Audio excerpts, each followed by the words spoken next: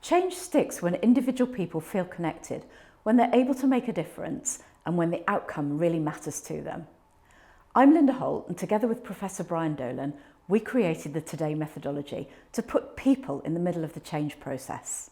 We make change for many reasons, because we're told to, because we don't like what we have, because something doesn't work, because something is unfair, and yet most workplace change is resisted, worked around, and ultimately not sustained. People supported by systems and process are what make the difference. People create the environment for change, people develop attitudes around change, and people ultimately are responsible for the success or failure of that change. When it comes to improving the lives of those with learning disabilities across Wales, you are those people. I don't believe for 1 second that anyone comes into healthcare to do a bad job, but sometimes the circumstances we find ourselves in can make it feel that way. Most of us start in healthcare with a genuine desire to make a difference, to do great work, to really improve lives. Yet it often feels as if the system is conspiring against you. Somehow you feel not good enough, so you work harder, and despite some successes, it's still not enough. You are not enough to fix this unwieldy system that's been years in the making. Slowly, doubt, shame and guilt set in, and you start to fit in with that very system. This, my friends, is what I see over and over across health systems. Great people worn down by the environment they find themselves in. This has to stop. Every single person in healthcare makes a difference to someone or something.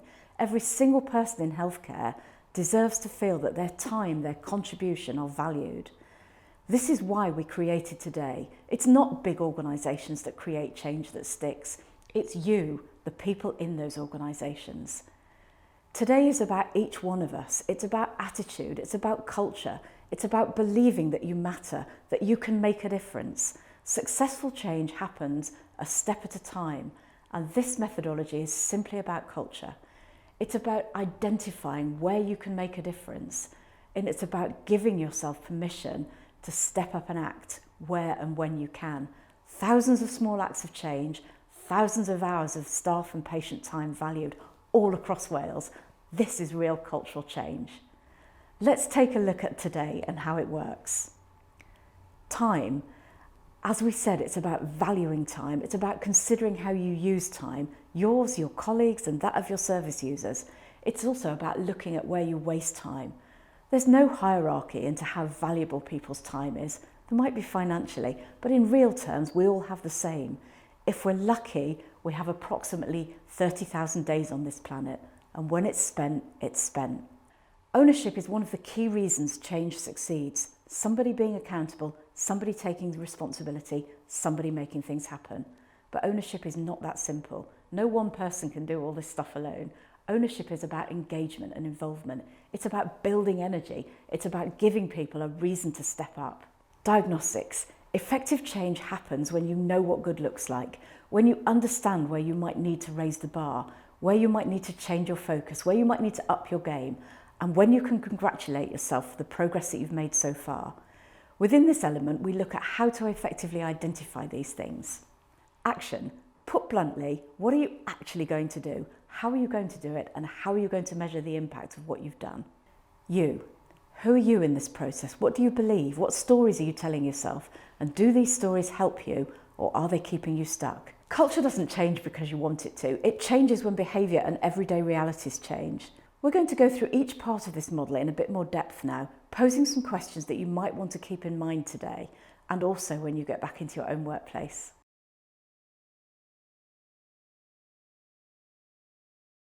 Bore da. My name is Professor Dolan. In case you missed it, we have on average 30,000 days on this planet. Doesn't feel very long, does it? If you have a learning disability, the chances are you have somewhat less than that. You do not have time to waste. Yet comorbidities, perceptions around complex needs and ongoing care often result in people with learning disabilities being the very people who spend longer in hospital. Time is a levelling currency. We all have a finite amount and none of us can get it back once we've spent it.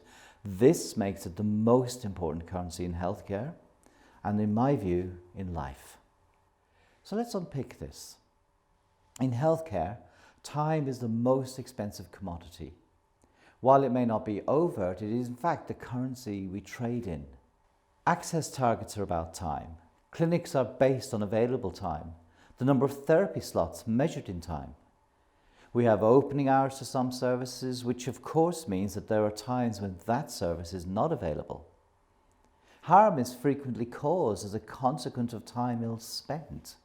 70% of the NHS budget is spent on time, as that is the proportion that is spent on staff salaries and wages. We trade our time for money, but it's more, so much more.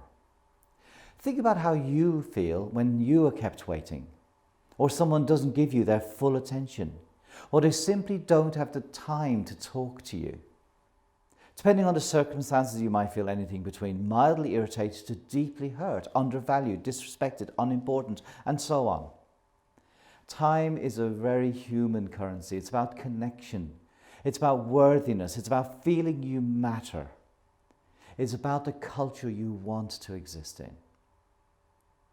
Think for a moment about how you treat each other as colleagues, as friends, as bosses and subordinates. Do you use your time wisely? Now think about your clients, patients and users. Do they feel valued? Is their time spent as well as it could be? Sometimes you are the one who holds the currency. You are spending their precious time as well as your own. Think about the difference human connection makes and where you might be able to create more value out of the limited currency you have. Time is frequently wasted in healthcare. Systems and processes are not always time-driven, or they may be designed around the time of one or more health professionals and not users. Time is wasted in looking for stuff. Time is wasted waiting for people to answer the phone, to call you back. Time is wasted going to meetings without an outcome. Time is wasted travelling between sites when a video call would have worked. And for people with learning disabilities, time is wasted waiting, travelling, being placed out of area, by staying in hospital longer than is absolutely needed. For instance, 50% of people with learning disabilities who present to emergency departments are admitted, considerably higher than the 31% of people without such disabilities who are admitted. When you start to prioritise the value of time for yourself and for those you care for, you pay more attention to how you spend time, you make better decisions, you make time for important things like listening, like connection, like really understanding what another needs. And these are the reasons time is important. Throughout today, as you think about improving lives, ask yourself, where are my key time constraints? Where will my time have the biggest impact? If I were a service user, what would I most value? And finally, remember, time is your most important currency. Spend it wisely.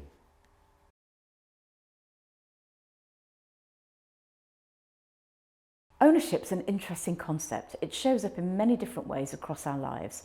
There's the obvious, the stuff we own, and then there's the less obvious, also stuff we own, our thoughts, our stories, our beliefs, our values. For most of us, it's this stuff that we fiercely protect when we resist change. But it's also this stuff that can be the very reason that you're compelled to make change.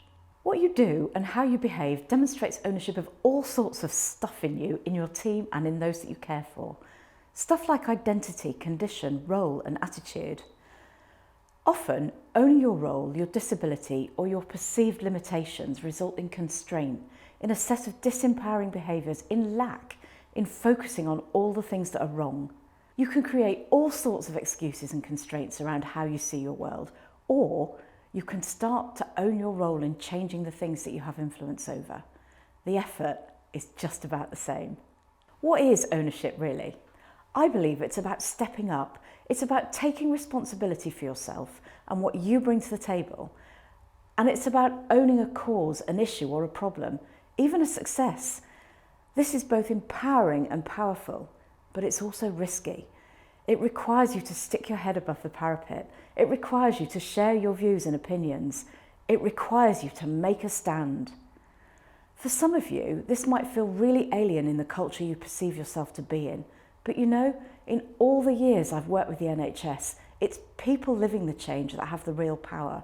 It's people living the change that create success or failure. It's people in the challenge departments or teams that are the very ones that have the solutions. This part of Today I Can is twofold. It's understanding ownership and creating an environment for it to thrive in. And this takes three things. It takes courage, it takes accountability, and it takes freedom to act. In my view, courage is the most powerful and the least understood characteristic of the workplace. It's that little voice in your head that says, this is not right. It's that daring to be different from the norm, and it's trusting yourself to use your instinct, to use your ideas for the greater good by sharing them, voicing them, and implementing them. Courage is also accepting that you may be wrong sometimes, that your idea might not fly, that others may not like it, or you, and being okay with that. It's only when you get collectively and individually courageous that you can tackle some of those sacred cows that keep your part of the service stuck. How do you go about creating ownership? In the 7 Habits of Highly Effective People, Stephen Covey talks about your circle of influence. While you're looking at the Improving Lives agenda today, this is a great framework for you to keep in mind. Proactive people operate from a circle of influence, whilst reactive people tend to adopt a more victim-driven attitude, operating from a circle of concern. You can only really own issues and successes when they sit in your own circle of influence. So what is the difference? Your circle of concern is just that, all of the things that you're concerned about, other people's actions, other people's opinions, other people's attitudes, all the things that you've got no direct control over.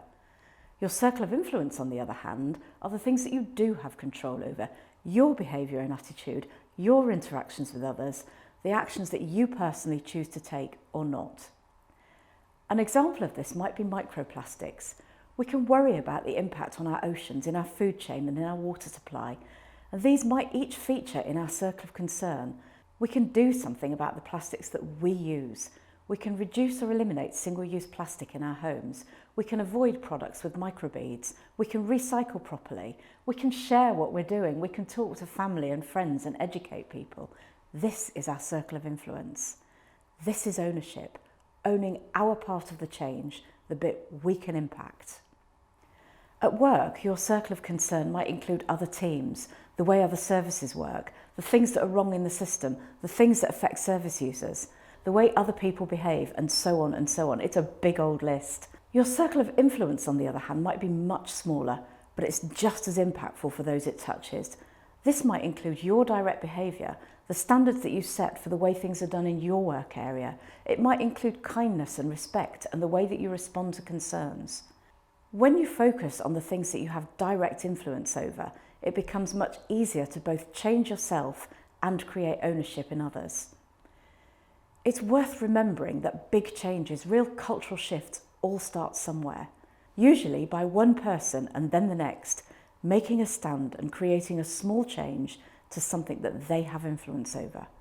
Think Rosa Parks in 1955, her small defiance, that one act, that moment in which she said enough and refused to give up her seat on the bus, that had far-reaching influence. Rosa Parks was already an activist for black rights. She was credible to those who owned her cause too, including Martin Luther King Jr. To create ownership, you need clarity of vision and purpose.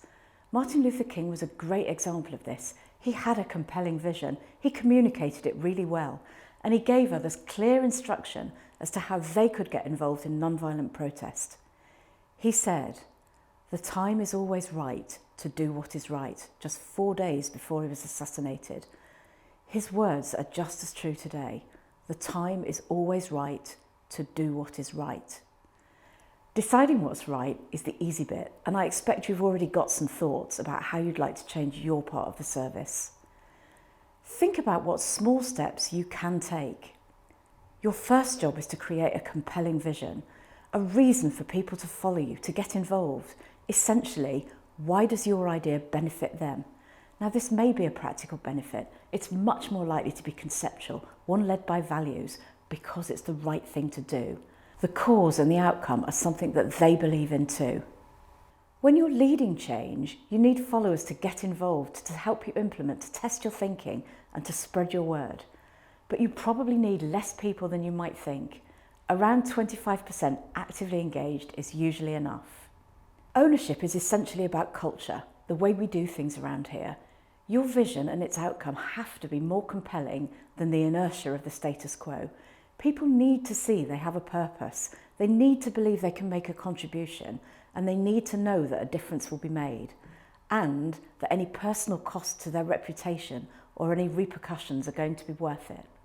This is where clarity comes in. You need to have clarity of purpose. Why are we doing this? Clarity of plan. What is actually happening? And clarity of responsibility. Who is doing what? When people have these clarities, it becomes easier for them to get involved. You know, human beings are wired to be part of something, to belong, and making change is no different to that. But when there's only a few involved, it's often too risky. But once you get some success, then momentum grows and people want to be involved. They want to shout about your change. Remember, big change, service development, real cultural shift, all start with one step, one action, followed by another, followed by another.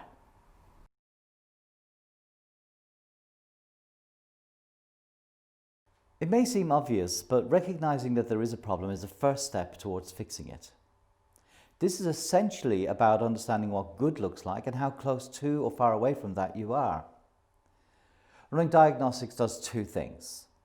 One, it helps you to focus on the real issues, what actually needs sorting rather than what are the symptoms of the problem, however attention-grabbing. And two, it enables you to see how far you are from the bar you've set yourself or your team / service. While it can be the least sexy part of the change process, without proper diagnosis you can finish up with a solution to the wrong problem, not to mention creating a whole load of work selling a change that may have no impact. I do love the old Palestinian proverb, you can't fatten a cow by weighing it. Of course you can't, but you will know it's getting fatter much more quickly than if you wait for visual evidence. Of course, improvement is not just about measurement. But how do you know that you've improved something if you haven't measured it first? Diagnostics provides the evidence for what feels right or wrong, and diagnostic sanity checks your change. Diagnostics produce data, and data gives us a reason to act or not. Data is your friend in the world of change, but only when you are measuring the right things, the things that bring you closer to what good looks like. Outcome measures answer the question, did we do what we sought to do? And there are three main reasons for using outcome tools and gaining service user feedback. One, it is what people, families and carers who use services want. Two, to support the provision of outcome-focused interventions. And three, to ensure appropriate services continue. This has led to the development of an all-Welsh framework for the routine use of outcome tools in mental health and learning disability services. The outcome measures are 1. Improvement in my well-being. 2. Being able to set, agree and achieve my own goals / outcomes. 3. My experience / satisfaction. Other outcome measures include the Health Equalities Framework, improvement in Health of Nations Outcome Scale, Learning Disabilities or HONOS-LD, etc. Process measures are essentially time measures as they measure every time something happens as it should. For instance, waiting times, application of best evidence-based practice and so on. Process measures can be used to reduce variation and needless cost in care delivery. Balancing measures are important to ensure that improvement in one area does not negatively impact on another area. A good example is using reducing length of stay as an outcome measure while monitoring readmission rates as a balancing measure. Simple diagnostics are as good as any, and if you can create ownership around the measure, even better. Red to green is a great example of that. The premise is really simple. Green days is where something of value happened for the person. Red days, nothing of value happened for the person. In other words, their time was wasted. And one of the great successes of Red to Green is its simplicity. Any one of you can identify what a green day might look like for someone in your care. In many cases, the best way to do this is to ask them. Their interpretation of value may be different to yours.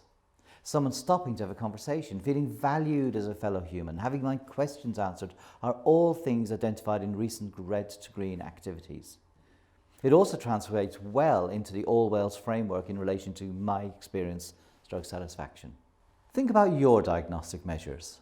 Do you know what good or even great look like in your area? What are some of the things that you might measure?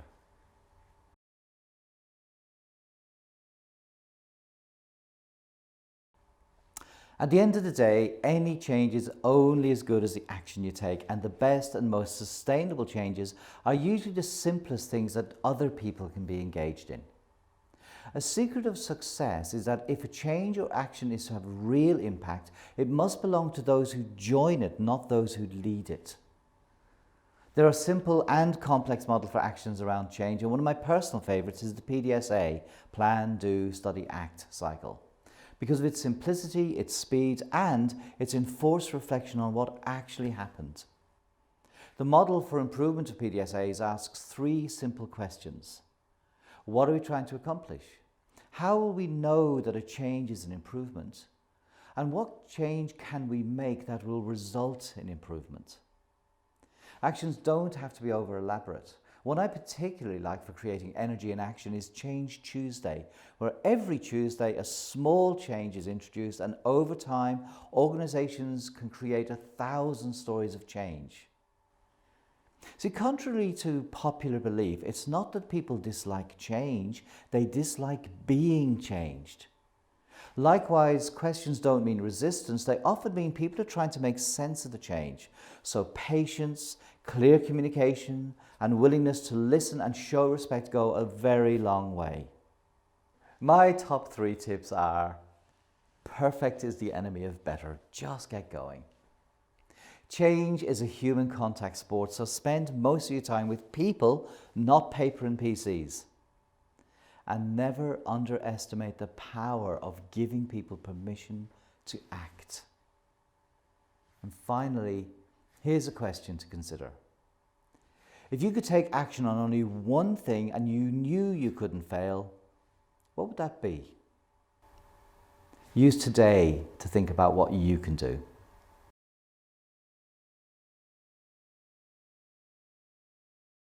We talked a little bit about attitude, beliefs and values in the ownership section. In this section, I really want to focus in on you, who you are and what your contribution is. I firmly believe that we create our own realities, for better and for worse, and we do this through a combination of our beliefs, our thoughts, our self-talk and where we put our focus. If your focus is on what's wrong, on what you can't do and on lack, then you're most likely to find it. Similarly, if you focus on what you can impact, on what is good and what you have, you're going to find that too. One of the great human curses is left unchecked, your brain will default to processing the things that might put you at risk, the negatives. The reason? Your brain's primary job is to keep you alive, to bring potential threat into your conscious awareness. Your senses are bombarded with 11 million bits of information per second, and the vast majority of this gets deleted, distorted and generalised based on the neural fast tracks that you've developed over life. In other words, your internal perception of reality, your experiences, your beliefs, your biases, the stories that you regularly run. The things that your brain can't process in this way are likely to be the things that are brought to your conscious awareness. These are the things that might harm you if you don't pay attention to them. This processing is just one of the reasons that we don't like change that much. We operate through habit, usually unconscious habit. Stop and think for a moment about something that you regularly do, like making a cup of tea. You've probably got your own routine for making it. The order for the tea, the water, the milk, the brewing time, the pot or cup, and so on and so on. Mine might be different to yours, Brian's might be different to mine. Who's right? All of us, and none of us. It's down to preference and habit. Now this is a simple example, but it translates to much more complex activity, to how you interact with people, to what risk you're prepared to take, to how you perceive, judge and trust others, to how you respond in uncertainty or change. There's no right or wrong, just differences. Being aware of your cognitive bias is hugely important. The better you know yourself, the better you are able to make the contribution that you're here on this earth to make, and the more fulfilled life you're likely to have. It would be fair to say, though, we are all work in progress. The best that we can hope for is that we stay open, we keep a growth mindset, and we don't become too settled in our own ways to see the benefits brought by other people. I believe there are 3 key factors in maintaining an open or growth mindset. Number 1, the environment that you're in. Where and with whom do you spend most of your time? You might be familiar with Jim Rohn's work. He claims that you become the sum of the 5 people that you spend the most time with. Think for a second, who are they in your life? Does that thrill you or scare the pants off you? Number 2, what are you regularly exposed to, both positive and negative? A tip too far in either direction isn't good for you. But I think we battle more with negative or stuck thinking in the health world. Even the language of today I can starts to shift this. Number 3, what do you actually spend your time doing? Remember I said a while ago, what you focus on is what you find. Well, guess what? If you keep focused on stuff that you can't do, you'll be right. And similarly, if you spend all your downtime doing miserable things like watching soaps, then you're likely to become miserable. If you spend it in nature or out by the sea, you might be inspired. What you feed your brain with becomes your story. It becomes your reality. Story is how we make sense of the world. You take information and you attach meaning to it based on what you believe, what you've experienced, and what you think is going to happen. Story is part of everyday life. Whether you intend it or not, your brain's going to create stories, and you'll share those stories through your words, through your body language, and through your energy. Now, most of us run stories that empower us, that we're proud of, and we also run stories that keep us stuck. Stories formed from the information that we've collected through our lives. Stories that might be about lack or about not being good enough in some way. Stories that might give us a way out or an excuse when we don't want to do something. We might call these a good reason. The chances are it's just a story. Your stories are designed to protect you, to help you process in a complex world, to help you show up but not put yourself in danger. They're also designed to maintain your status quo. I expect for the most part you just accept your stories. Perhaps they're who you think you are. I'm challenging you today to pay attention to your stories. Are they real? Do you really believe them? Are they even your stories? Or are some of them just a convenient set of excuses? Your stories are your own construct. You have complete control over them. If you pay attention to them, you can tell yourself any story you like, and your brain will focus on finding evidence to support it. So if it's going to happen anyway, you might as well be ahead of it. You might as well run stories that empower you and those around you.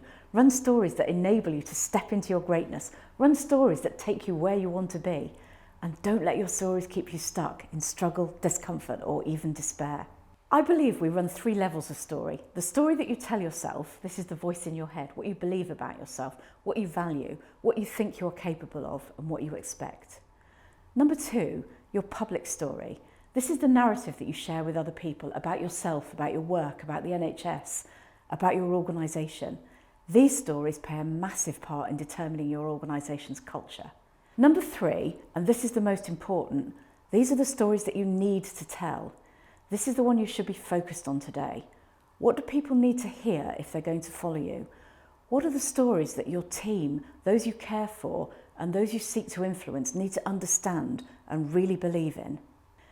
Maybe you're starting to realise that you've 1 or 2, or maybe a few more stories that don't actually empower you, that don't represent the person that you want to be, or the person that you secretly already know that you are. Maybe you're carrying other people's stories. Maybe you're carrying some organisational stories about how stuff should be done. Maybe those stories don't really work for you. How can we go about getting rid of them? I have a simple but not effortless process for deconstructing stories, and it's based on these 3 questions. Is it true? Does it serve me? What do I need to believe? To actively create the story that you need to believe to be the person that you want to be, start by consciously looking for evidence to support this story. It might feel weird to start with, but your brain will quickly get used to it, and eventually it will become your new default neuropathway. The key here is what you fill your head with, because this is your reality, and this is in your circle of influence. You have control over it. You decide how you show up. You choose. If you want to make real change, it's time to be courageous. It's time to stand up for what you believe in. It's time to dabble in the art of the possible. And know this: every single person in healthcare makes a difference to someone or something. Today I Can is about small change. You collectively are the culture of your health boards. You individually can start to build a culture of possibility simply by taking the opportunity, by taking the initiative, by taking the time to connect human to human, to valuing each other's time, to being kind, to making your difference your way, by believing that today you can.